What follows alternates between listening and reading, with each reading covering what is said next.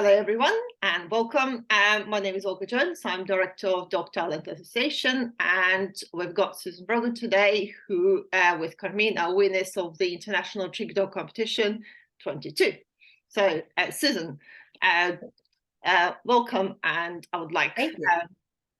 Thank you. Thank you for coming. It's really great to see you, and for us, it's the opportunity to meet Susan personally, though remotely. I also learn a little bit more about Susan and Carmine and what they do, and opportunity for everyone to get to know them better. So, Susan, could you tell a little bit about yourself and Carmine, what sort of things you do? And well, I'm Susan Brogan. I live in Virginia, in the USA, in Virginia, and I am retired. I was from IT work for many years. And Carmine is my fourth Australian Shepherd. He'll be actually 7 years old this month. And we do, I don't know, everything just things that we like to do. I love rally obedience, and so we are doing that right now. I love freestyle, but I don't do it much anymore. But when you say freestyle, is it freestyle dancing, or because there is lots of freestyles, freestyle frisbee, freestyle? Oh, I'm sorry. Yes, canine musical freestyle. Okay. Yeah. Okay. Yeah. So I've been doing that for quite a few years, and I've done a couple of things with Carmine, but not a lot. We kind of went off in another direction. So even though I still support it and I still like it, and I still go to competitions to help out, but I don't really compete anymore. Mm-hmm. Trick training is the main thing I do now. That's really what I want to do. I do like rally obedience, like I said, and I work with that. You know, we are competing, but I don't do much else. Agility, I don't do. Mm-hmm. I go to classes because it's fun for the dogs. Mm. I have no interest in competing. So it's just, but we do we also do therapy work. Carmine and Q are both certified therapy dogs.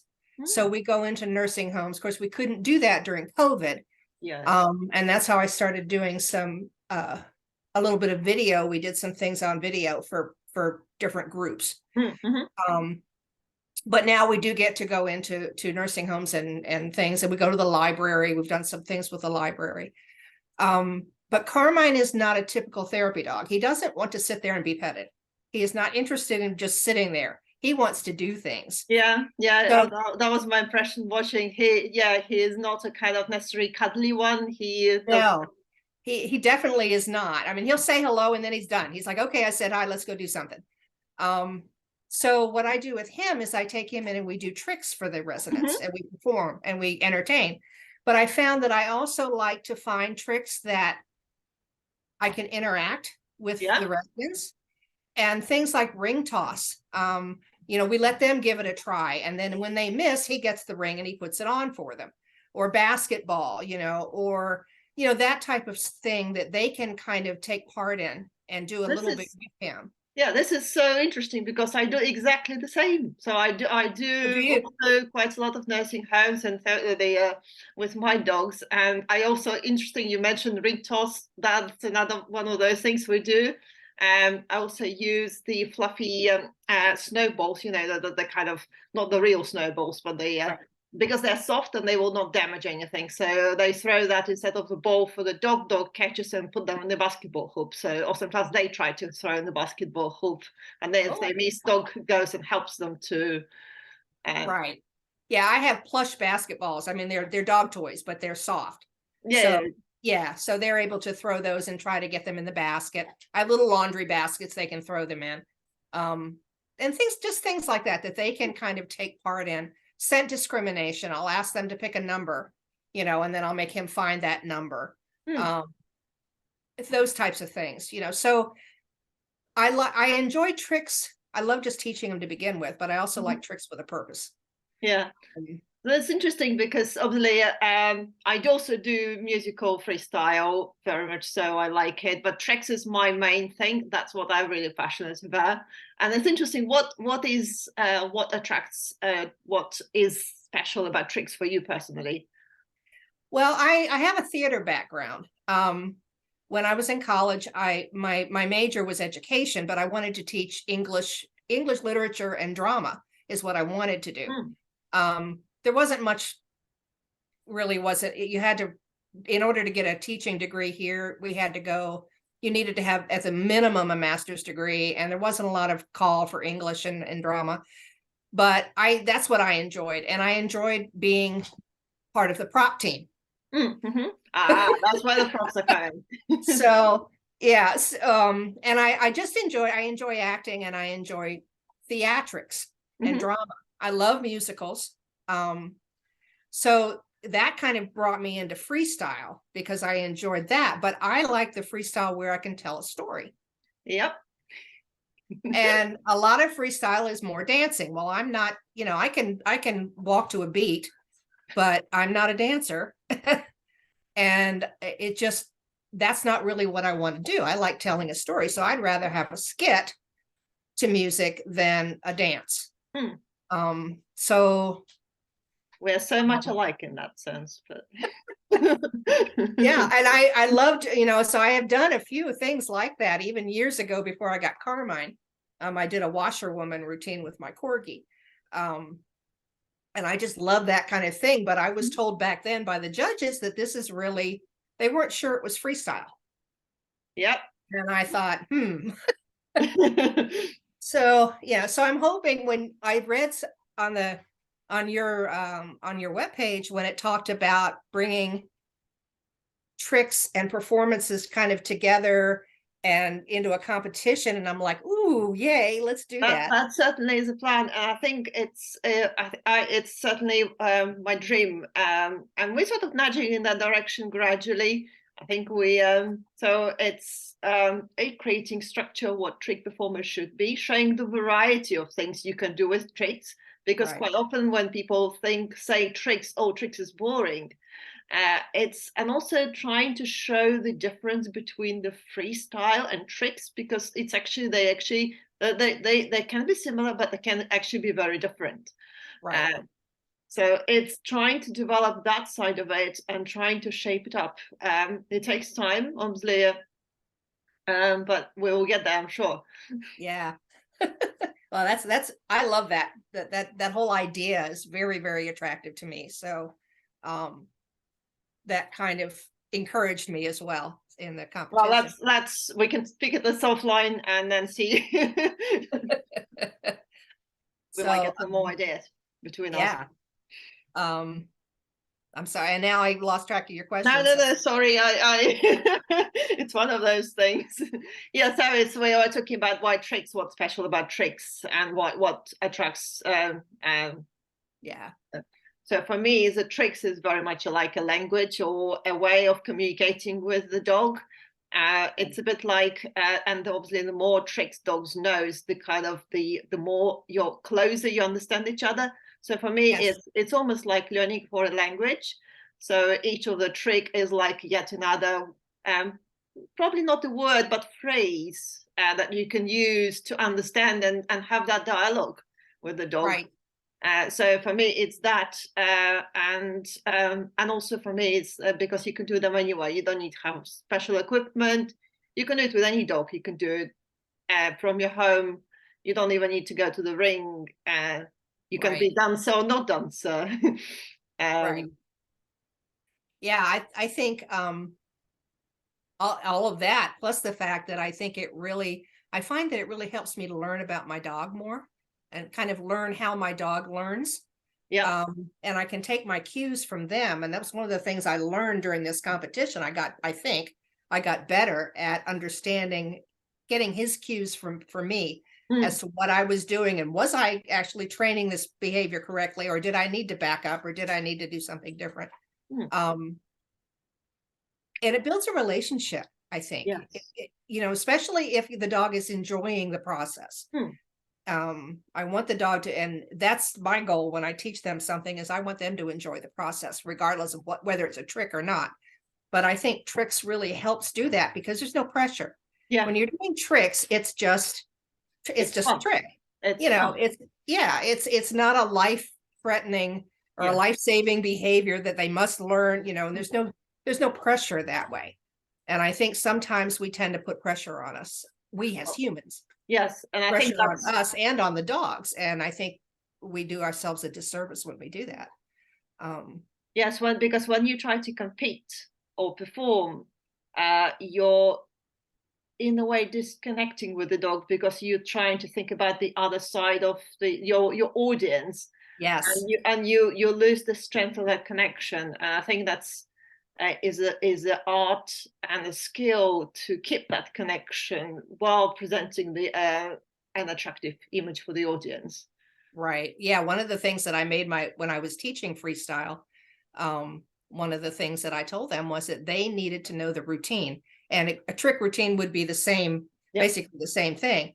They needed to know it backwards and forwards so that they didn't have to stop and think, okay, what's coming next? What do I have to do next? How do I have to move? What do I have to tell my dog? Everything should be automatic on our part so that we can keep that connection with our dog. But also things will not go perfectly well. So is also ability to improvise. Yes, that's another skill that some people have that and some people don't. It's very hard for some people. I was pretty good at improvising. My first freestyle dog pretty much never did anything the same way twice. So I learned to improvise with her. Well, I think your theater background helps with that because she was like, okay, that's where we are. Yeah, exactly. So, talking about, as we touched the competition, how did you find out about the competition itself? You know, I think I found out about Dogtown Association before I realized that you were doing the competition. Because I've been looking around for some additional things to do and tricks and things. And also I was a big fan of Leo. Yes, I'm a big fan of him. Leo. And Chrissy I knew of as well, but I think it was Leo because we were in we took part in a painting auction, a dog artist auction. Yeah. And Carmine was one of they had gone around asking for dog artists in one of the other forums. And so we offered to do it. And I saw Leo painting in that competition. They had videos of each of the dogs doing their things. And I was just flabbergasted watching him. He has very distinct style. Yes, he does. And I started watching his videos and I was just blown away I loved the stuff they were doing. Yeah. So I started following him and somehow I think I realized I found his video on your YouTube page. Yeah. And I think that's how I found out about the competition itself. It never occurred to me that we could enter. I was never, wasn't quite sure that we were ready to do that. And I thought, well, I watched it this year, when it first started, I'm looking at it and I watched last year's. Yeah. I thought, well, maybe we could do, maybe we could do okay. Yeah, well, you clearly did. I mean, that's one of the reasons why we ask people at the last tasks, put the task on the YouTube so people later could look at them. And also is a great learning opportunity because the videos of winners on the Facebook, they just go, they get lost with the among the other feed, right? Yeah. So it's nice for everyone to be able to go back and think, remind themselves about the teams that take part, but also because every team is so creative, but also so different. And each team has their own kind of talent, and they show it in a different way. So it's really great to go back and look at what people achieved with their dogs. And yeah, and hopefully it will encourage people to give it a try. Yeah, that's the other thing too. I hope people I was hesitant to enter. I wasn't sure, if we could do this or not. So I hope this big competition, and so it does attract a lot of people, but most people actually find it via word of mouth because we don't advertise it. Right. And people in the who are competing at the high level or doing tricks in the high level, quite often they find out from their friends who took part, or from kind of other people who sort of they admire or follow. So it's very common way of finding. We kind of deliberately try not to do a standard marketing because I feel if we get And then we had 80 teams this time, or nearly 80 teams this time from 12 countries. So it's a big competition. And we try to turn around the feedback from the judges within 3-4 days. I think you guys were amazing. Yeah, it's really hard because some of the our judges, they speak different languages, so Italian, Spanish. We have to translate as well into English afterwards to so there is quite a lot of steps. We had German judges this time, so there's lots of so it's not all English speaking. So we have to translate, we have to provide feedback, and there are some cases where we ask another judge to have a look whether is either the scores too close or where we sort of trying to think how to help this team to grow. I think for us is the judges' feedback is really fundamental for this competition, because we see it not just competition to get the rosette, but that opportunity for people to grow.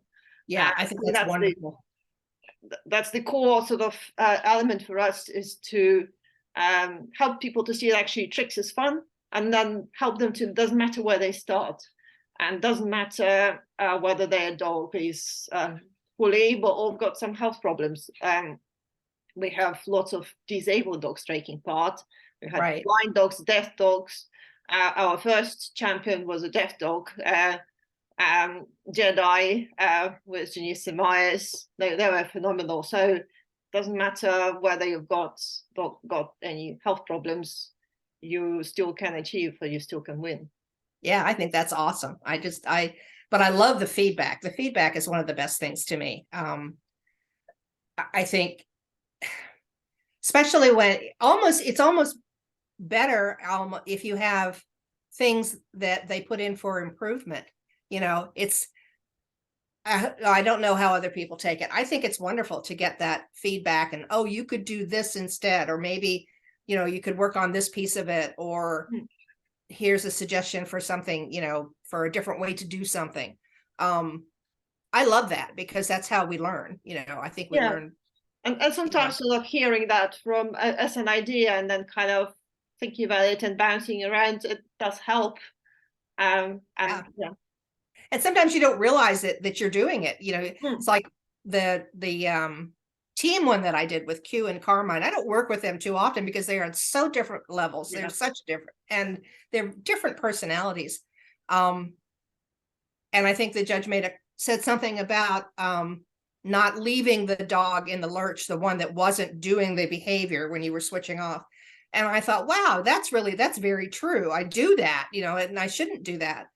Because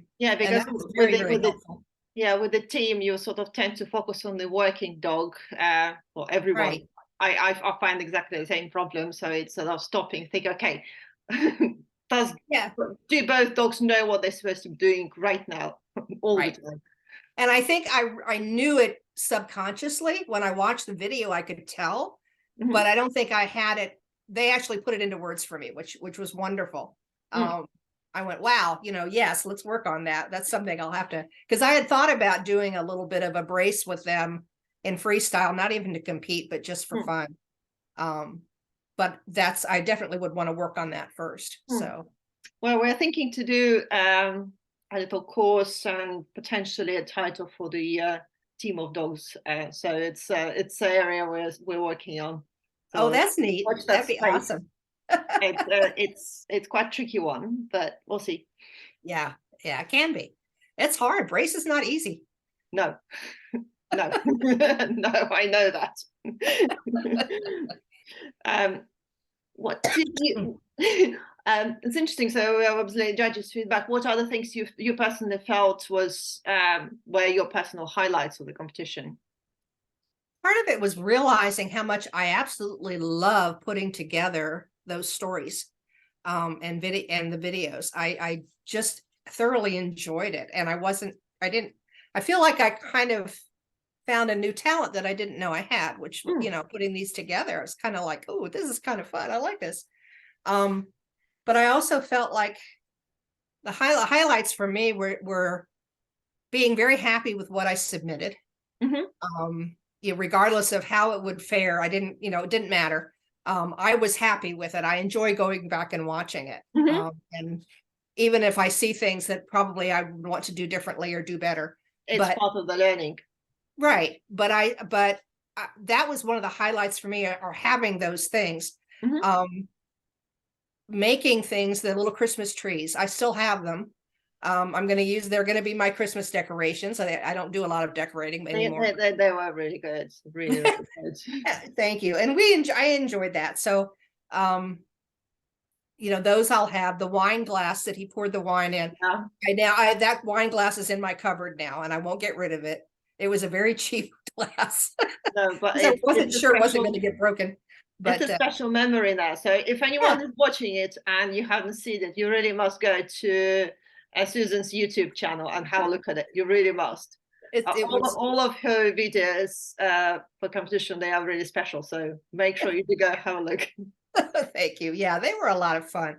So those were highlights. Other highlights to me were all the people I got to. I made new friends. That was wonderful, and seeing everybody else's ideas. They were just amazing. I was just blown away by a lot of them, and you know, they were all good. You know, Yeah. I can't imagine being a judge, because it was tough. They were tough. Well, all judges say how tough it is actually, because the standard is so high.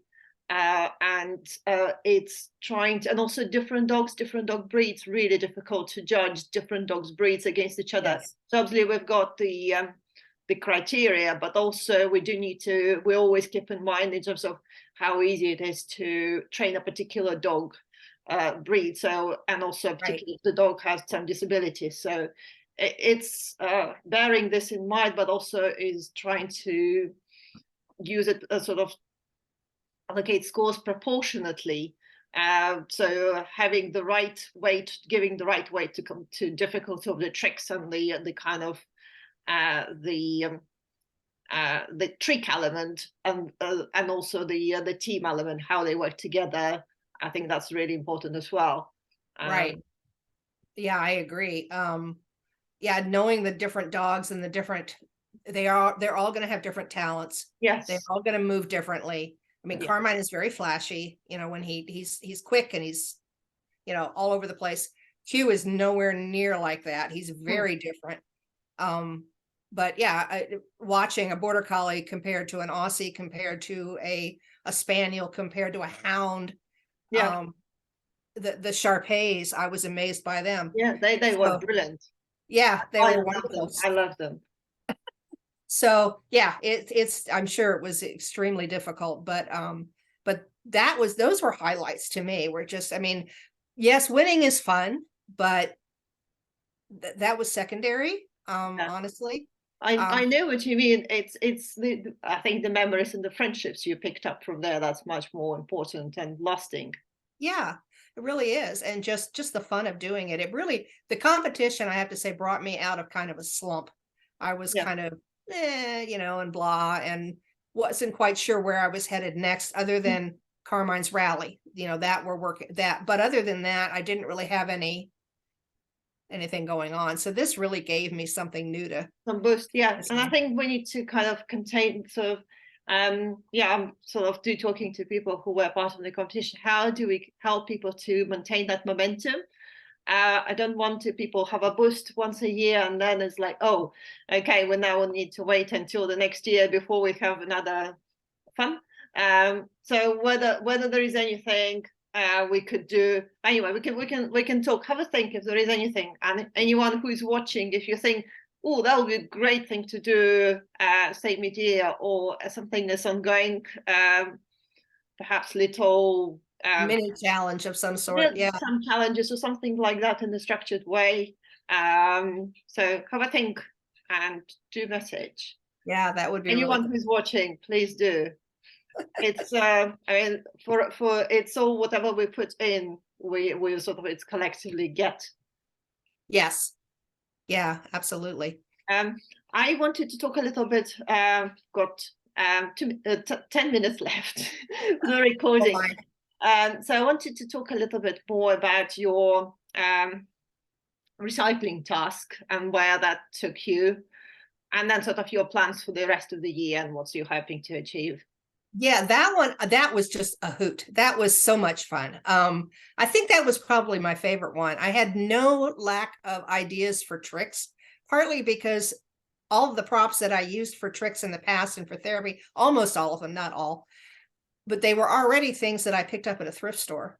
So, I already had a lot of it, but the biggest challenge I had with that one was figuring out the storyline itself, and quite how I was going to fit it all in, because I didn't want to just do, here are tricks that we could do with recycled items. I like to kind of, like I said, I like to have a storyline, so I want a beginning and a middle and an end. So that one, but the sled, that was a no-brainer. That one, immediately we went out and did that. I think my favorite one was the zipper. He did not know how to do that. We had to, so he had to learn how to do that, which wasn't as hard as I thought it might be, but he did have to learn how to do that part. That was our favorite trick, I think. I think he liked that one the best. But yes, I sent it after the competition. I went ahead and I sent it to the local council, county area council on anti-litter and recycling. And they were thrilled with it. They posted it on their Facebook page, and a bunch of them have now subscribed to my other YouTube page, and they invited me to come to their Earth Day extravaganza, which is an event in town, which is like, I'm right outside town, so it's not far at all. But they want me to bring the sled, and they want me to, maybe pick up a couple of things, and we're hoping that go to all of their cleanup here. See how it, don't know yet. The event is in April, so it's not too far away. And I have a friend of mine, actually Barb Zeiger, who was another competitor. She's a friend of mine. She, she's nearby. She's going to come. That's great. That's great. So she'll be there. And then and a friend of mine who was one of my coaches for all of this, which we can talk about if we have time, but she's going to come and do some pictures, and I don't know if she's going to do video or what she's going to do. So that would be great. You need to have reporters there as well. I think probably quite often local newspapers attend. Might, So I think that would be really good to have that extra publicity, different channels to showcase that. Yeah, and so I'm hoping it'll serve a purpose, and also maybe promote Carmine a little bit. That would be fun. If we can maybe you can do something together, see if the other trick dogs see, maybe you could collaborate in some way, just a sort of an extension to what you do, or they could do something in addition.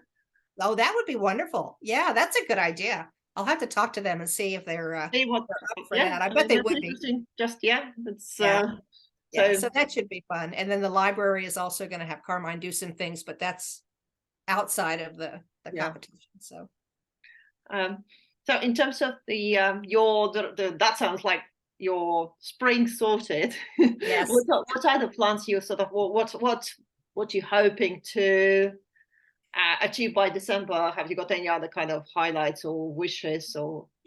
Carmine is working on his AKC Rally Championship right now. He is only a couple. We're almost at what they call the RAE, which is a Rally Excellent, Rally Advanced combined title. He's almost has his master title, and so then it would be the ROC, which is the Rally Champion. I don't think we'll get that this year, but I'm hoping we'll get to about halfway to that, because we need like 20 Qs, and I'm not got 20 triple Qs, and I don't know if I have the money to compete that often.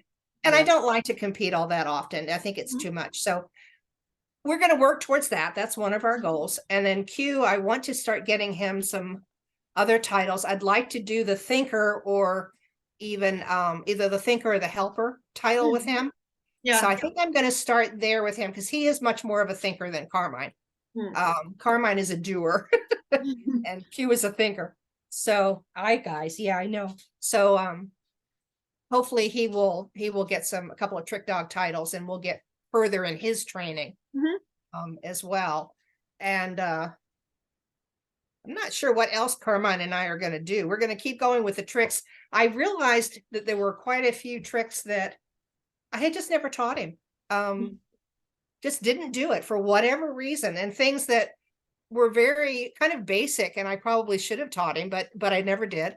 So I thought, well, no, we have a lot of ideas for new tricks to teach. Well, we're currently updating the list of tricks. We'll add about 200 new tricks to the list. So we're sort of trying to sort of work through that at the moment. Yeah. Review. So keep an eye. The one could be wine pouring. Serving wine. That was so much fun. We enjoyed that. I had a hard time. That was interesting. It was very messy. It's fun. And we've got sort of about 3 minutes left. I just wanted to kind of finish off with perhaps 3 top tips for those who are starting on their trick journey. What would you recommend, or what would be your sort of advice for those thinking, oh, is it is it for me? I think trick training is for everybody. I think even if you don't want to do tricks for people, things like sticking their head in a bucket, well, that can be used for muzzle train. That's kind of a precursor to muzzle training. So you can use tricks for that type of thing. So even if you don't want to perform and have your dog be a trick dog, learning tricks is just, it's a way just to connect with your dog, in a time when you don't want to train agility, or you don't want to train, obedience, or whatever it happens to be that you're really focused on. It gives you something else to train that's a little less stressful. But if you've never done any of that, I would start with something very, very basic. Touch my hand. Just a nose touch, a spin, step in a box. Anything that is very, very simple, and make it super fun for the dog, make it rewarding for them. That's the one thing about tricks and freestyle, and I feel like everything, but if the dog doesn't enjoy it, you'll know it, you'll see it, and it'll come back. At some point you're really going to know, because the dog's going to say, I'm not doing this, I don't want to do it, it's not worth my time. Yeah, I think motivation and probably not taking it too seriously yourself. Yes. Keeping it fun, keeping it as a game. I think for me is the kind of my mindset, and kind of it helps to see it, help it for the dog to see it's a game, we're playing it. It's just different types of games we play.